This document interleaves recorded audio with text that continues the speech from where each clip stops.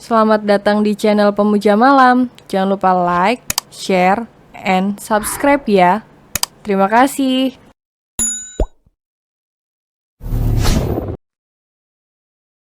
Episode 21 bukan untuk pemuas nafsunya. Melihat keadaan Lily, Rion mengumpati dirinya karena hampir saja melewati batas terlalu jauh. Lupa kalau gadis itu masih dalam tahap penyembuhan akan traumanya. Mungkin Lily bisa menerima apa yang Rion lakukan, tapi tidak dengan tubuhnya. Respon tubuh gadis itu masihlah otomatis mengingat segala ketakutan Lily selama bertahun-tahun.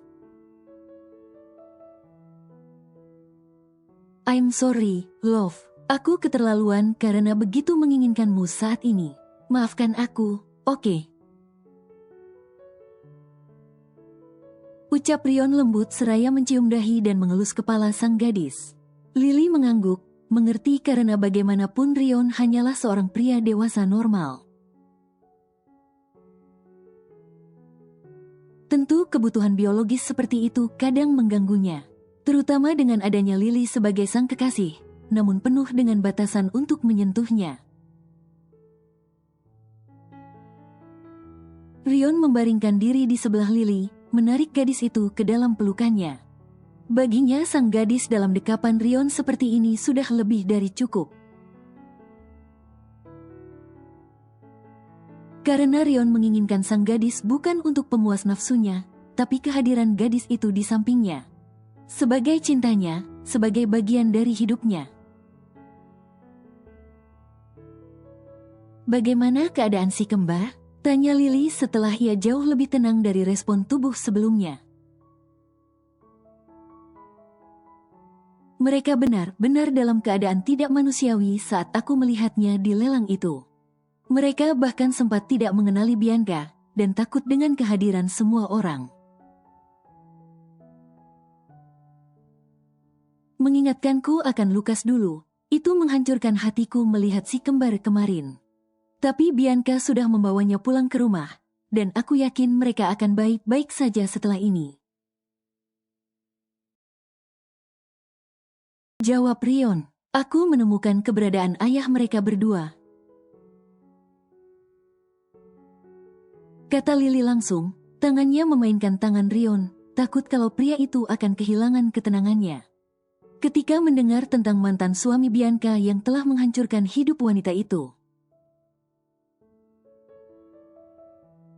Dan benar saja, Rion sedikit menjauhkan tubuhnya untuk melihat Lily dengan jelas. Terkejut akan kabar yang baru saja Lily bawa barusan.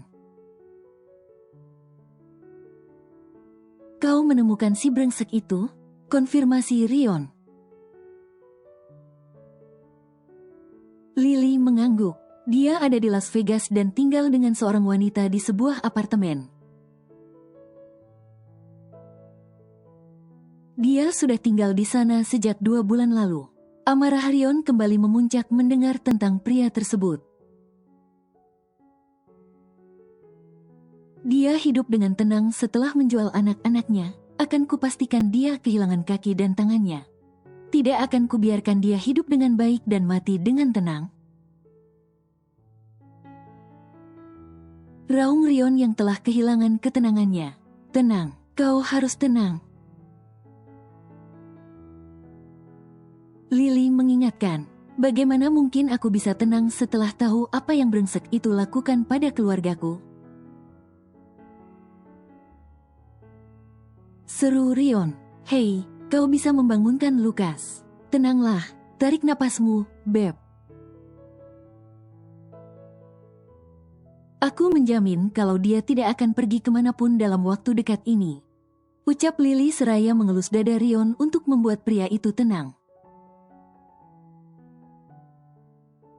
Namun siapa sangka pria itu terdiam beberapa saat dan tenang dalam hitungan waktu. Kau barusan memanggilku apa? Tanyanya tiba-tiba. Lily berpikir dan bingung. Yang mana? Kau barusan memanggilku, Beb. Rion menatap Lily tidak percaya, karena untuk pertama kalinya gadis itu memanggil Rion dengan sebutan sayang. Spontan wajah Lily merah padam saat ia sadar telah memanggil pria itu dengan sebutan apa. Mendengar Rion yang suka sekali memanggil Lily dengan banyak sebutan kesayangannya, membuat Lily tanpa sadar memanggil Rion dengan sebutan serupa. Ah, dan kau berharap aku sekang bisa menahan diri setelah mendengarmu memanggilku dengan sebutan itu, Lilypat. Sebuah seringai penuh arti terpasang sudah di wajah Rion. Lily tidak tahu seberapa berdampaknya panggilan tersebut untuk Rion. Terlebih ketika Rion sudah lama sekali ingin mendengar sang gadis memanggil Rion dengan sebutan penuh sayang seperti itu.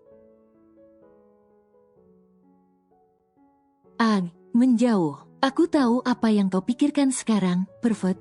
Lily mendorong pria itu dan melepaskan diri dari kukungan tangan Rion, namun tentu itu sia-sia. Tidak akan. Kau milikku malam ini, Lilypat, ucap Rion dalam gelak tawa dan mulai menciumi gadis itu. Ia berada dalam kesenangan yang memuncak sekarang, membuatnya seketika melupakan segala amarah dan kekhawatiran. Sepertinya mulai saat ini Lily harus berhati-hati untuk menggunakan panggilan sayang kepada Rion. Karena ia tidak menyangka kalau pria itu akan menjadi sangat lengket padanya dan menyebalkan. Walau Lily akui kalau dirinya menjadi candu mendengar gelak tawa bahagia Rion, yang sangat jarang sekali terlihat. Mata Lily kini berbinar saat ia melihat dua bocah berusia 10 tahun dengan wajah serupa namun gender berbeda. Dua bocah itu bersembunyi di belakang Bianca, takut-takut melihat ke arah Lily dan Rion yang saat ini menatapi mereka.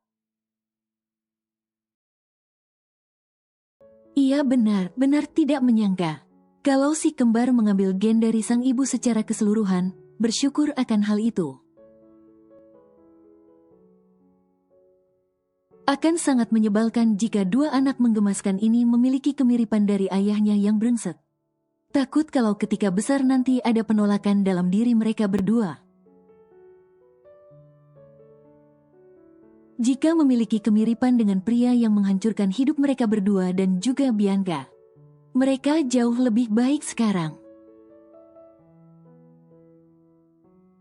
Nilai Rion ketika melihat si kembar lebih terurus dan bersih. Walau mereka masih harus mendapatkan perhatian lebih banyak terutama dengan tubuh kurus mereka. Namun Rion bahagia dapat melihat dua keponakan kecilnya bisa kembali. Ya, tapi masih banyak yang harus diperhatikan. Tidak hanya terkena malnutrisi. Mereka juga mendapatkan kekerasan selama ini hingga mendapatkan ketakutan dan kecemasan berlebihan. Terutama jika berhubungan dengan orang dewasa dan tempat gelap. Jelas Bianca mengusap kedua kepala anak-anaknya. Lily merendahkan tubuhnya, tersenyum lembut dan hangat ke arah si kembar. Jujur saja melihat keadaan dua bocah itu walau sudah terurus dengan baik selama beberapa hari ini di tangan Bianca.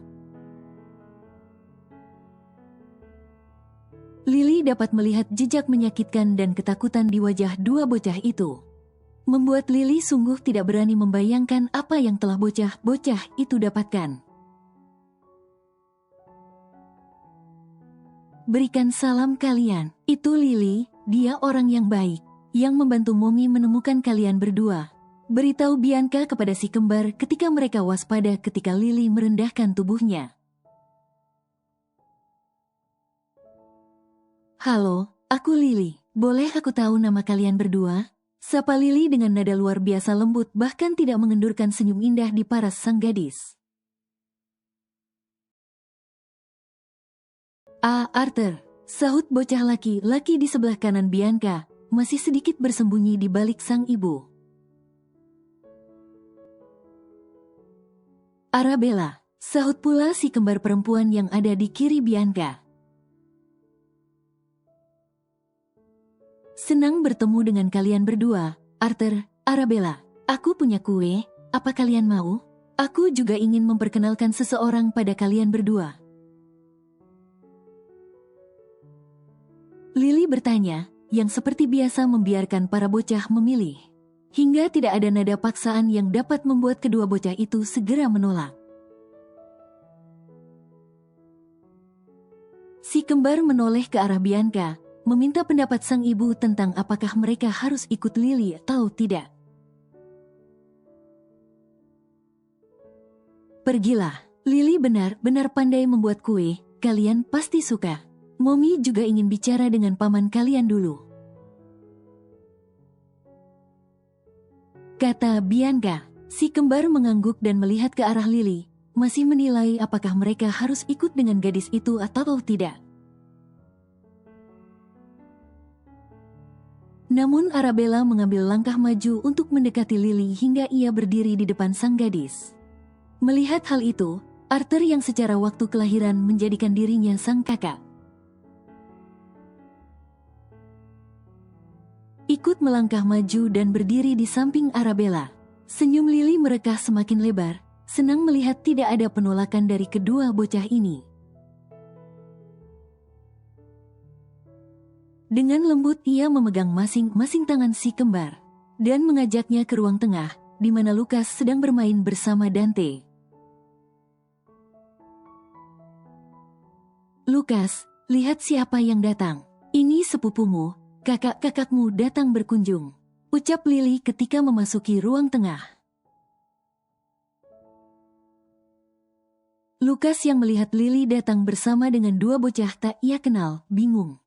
Ia terus melihat ke arah Arabella dan Arthur, menghentikan aktivitas bermainnya bersama Dante. Lily kembali merendahkan tubuhnya, duduk di karpet tebal untuk dapat sejajar dengan para bocah lebih baik. Dapat ia lihat ada keraguan dan sedikit ketakutan dari wajah si kembar melihat keberadaan Dante dan Lucas. Lily, itu siapa? Tanya Lucas seraya berjalan ke arah Lily, hingga ia kini berada di samping sang gadis. Tanpa melepaskan pandangannya dari si kembar pirang yang lebih tinggi darinya. Lucas, ini Arthur dan Arabella. Mereka anak dari Bibi Bianca. Lucas mau kan bermain dengan mereka berdua? Lily mulai mengenalkan para bocah satu sama lain. Untuk sesaat Lucas menatapi si kembar, sampai akhirnya ia mengangguk. Beruntung bagi Lily karena Lucas adalah bocah yang bisa ajak kerjasama dan tidak tantruman. Arthur, Arabella, ini adalah adik sepupu kalian berdua namanya Lucas. Kalian bisa bermain dengannya, dan jangan khawatir, dia anak yang baik. Lucas juga pernah mengalami kejadian yang seperti kalian alami. Beritahu Lily selembut mungkin. Keduanya terkejut mendengar yang barusan dikatakan oleh Lily. Dia juga pernah seperti kami? Tanya Arthur, mungkin tidak menyangka. Kalau anak yang jauh lebih kecil dibandingkan dirinya dan kembarannya itu dapat mengalami hal serupa dengan mereka. Apa ayahnya juga yang jahat? Arabella ikut bertanya. Lily mengusap kepala mereka berdua dan berkata, bukan ayahnya, Paman Rion yang kalian lihat saat kalian datang. Dan yang juga menjemput kalian bersama ibu kalian kemarin itu adalah ayahnya Lucas. Dia tidak jahat kepada Lucas tapi orang lain. Sama seperti Lucas kalian akan baik-baik saja setelah ini. Jadi tidak perlu takut atau khawatir lagi, oke? Si kembar menganggukkan kepala tanda mengerti akan penjelasan dari Lily. Walau sedikit mereka berdua tidak lagi merasa waspada dan takut akan kehadiran Lily. Insting anak-anak mereka tahu dengan jelas kalau Lily adalah orang yang baik dan lembut. Tidak mungkin akan menyakiti mereka berdua. Aku punya banyak mainan, mau lihat? Ajak Lukas malu-malu kepada si kembar. Wajah dan nada suaranya yang lugu membuat Lily harus menahan diri untuk tidak memeluk dan menciumi bocah itu sekarang. Tak ingin si kembar melihat Lily kehilangan kontrol karena terlalu gemas. Senyum tak lepas di wajah gadis itu ketika melihat Lukas dan si kembar bermain dengan tenang. Mereka bertiga dapat dengan mudah dekat dan bermain bersama dalam waktu singkat. Mungkin karena ketiganya adalah saudara, membuat mereka dapat dekat dengan cepat. Haruskah aku mengundurkan diri sebagai asisten Rion dan menjadi pengasuh mereka saja? Melihat mereka bertiga membuatku rela menghabiskan waktu menjaga dan bermain dengan mereka. Ucap Dante yang duduk tak jauh dari Lily, memerhatikan para bocah bermain. Sesenang itu dengan anak kecil, sahut Lily. Mereka terlalu menggemaskan untuk diabaikan. Mengurus para bocah itu jauh lebih mudah. Dibandingkan harus berurusan dengan para manusia dewasa di luar sana, kata Dante, menyandarkan punggungnya pada kaki sofa.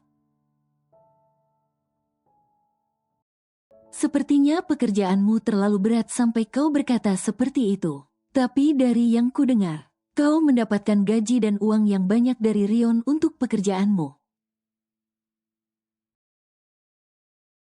Lily berkata dengan pandangan tak lepas daripada bocah. Well, itu hal paling utama kenapa aku suka bekerja dengan Rion. Pekerjaan dan uang yang masuk ke kantong sepadan, bahkan lebih. Tapi di samping hal tersebut, bisa bekerja bersama Rion itu suatu kebanggaan. Dia orang yang logis dan ambisius, tapi tidak pernah meninggalkan orang-orangnya. Dia akan melakukan apapun untuk menjaga keluarga dan orang-orang terdekatnya. Dia bukan tipe orang yang mengkhianati atau membuang orang terdekatnya demi sesuatu.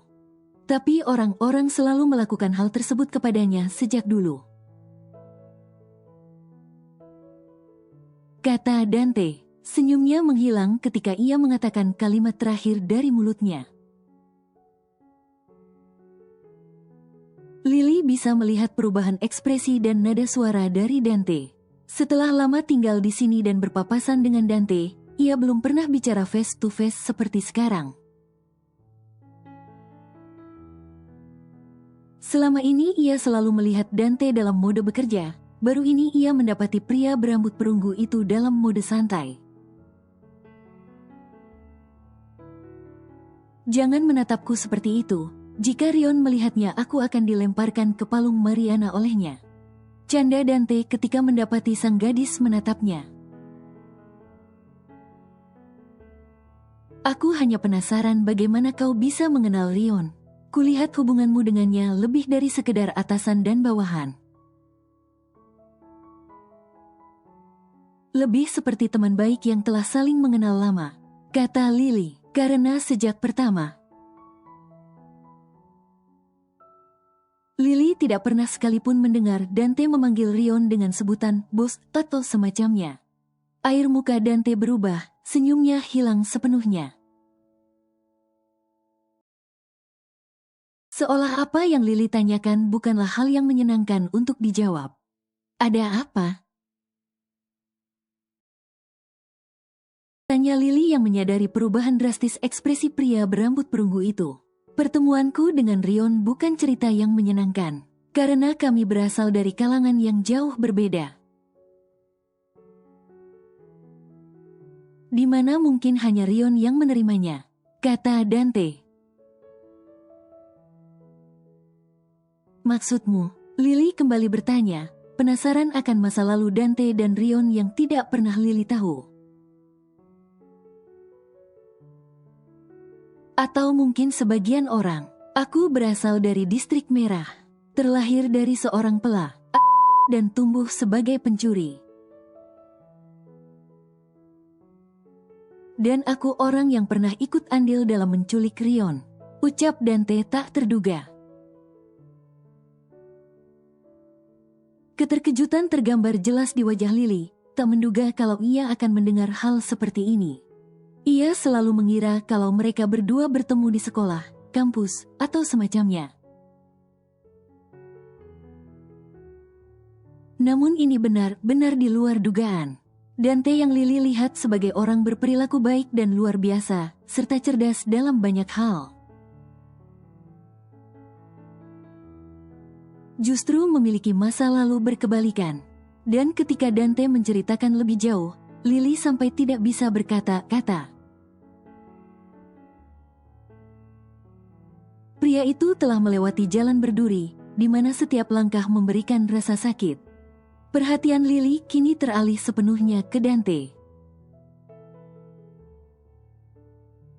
Bahkan gadis itu bisa menangkap banyak emosi dari paras pria berambut perunggu tersebut. Namun satu emosi jelas tampak mendominasi dari seluruh emosi yang ia rasakan saat ini. Bersambung.